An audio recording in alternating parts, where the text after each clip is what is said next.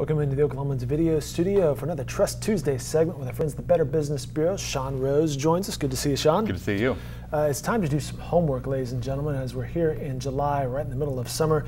Time to assess your business goals mid-year. And I believe we spoke earlier this year about the first quarter. Hey, you've set those New Year's Eve expectations for your business looking ahead for the year. Well, now we're halfway through. Right. Now you got to look. And again, now we're like, what have we done with ourselves this year, right? What was I thinking on New Year's?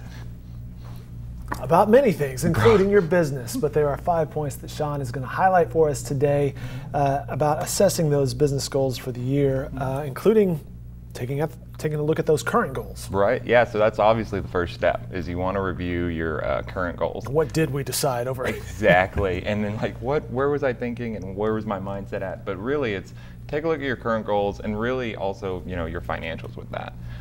So you kind of assess where you are currently, assess where you said you wanted to be, and kind of keep realizing that some of them are gonna take longer, obviously. You are in business to make money, or at least to stay financially sound, or hopefully progress to that area if you're not there yet. Absolutely. So while you may say, hey, we're gonna produce X amount of widgets, you also need to say, hey, where's the revenue in relation to those widgets? Absolutely, because you got to make sure that your cost effectiveness obviously is your manpower, your labor, and all that's going to be taking some bites here and there. So you might have set them really, really high, and it might not be balancing out right now, but that's okay.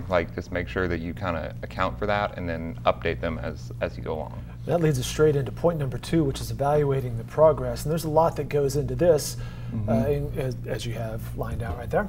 Yeah, so obviously, it's going to be a time when you're looking through what your current goals were and kind of assessing, okay, are they SMART, which everybody loves, that's the big buzzword nowadays, is SMART goals, because I've never heard of, somebody having stupid goals, but SMART actually means specific, measurable, attainable, relevant, and time-based.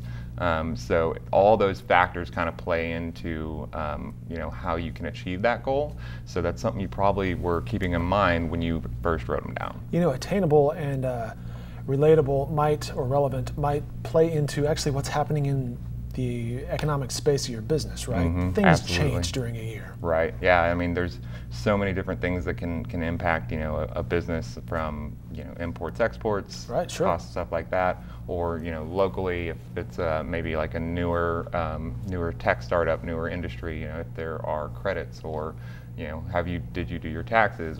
How did those balance out? Stuff like that. So the Better Business Bureau encourages people to do their taxes, I would assume. Always, yeah. Always. It's kind of a good thing to do. Generally, most times. Stay on top of those, which leads us to number 3, and tracking those business goals.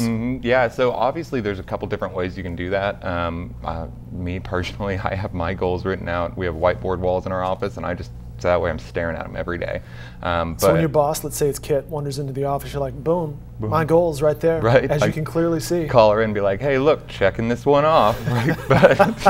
But no, so there's a couple different ways you can do that, whether it's maybe if you're in a kind of a collaborative environment, you might have like a Google Sheet or something like that, or if you have a phone and you are a big fan of apps, there's a bunch of different productivity apps out there that you can use to kind of track that.